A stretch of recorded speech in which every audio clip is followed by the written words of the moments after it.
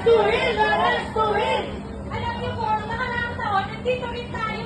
Sobrang liit na panahon. Pero tumitig tayo. Ano pong ginawa ng Senado?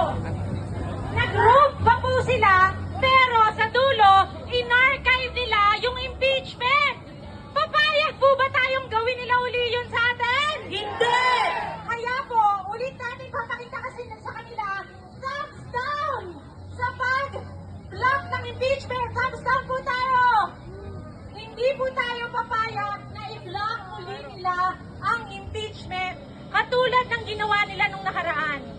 Ang hamon po natin ngayon, pumunta tayo sa Senado sa bagong Senate President na si Alan Peter Cayetano.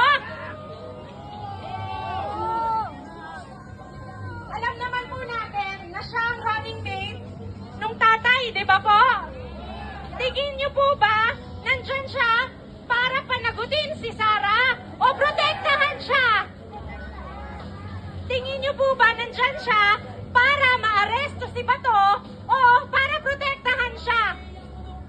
Ang Senado po ba ay nandyan para sa mamamayan o para protektahan ang mga akusadong murderer at mga magnanakaw?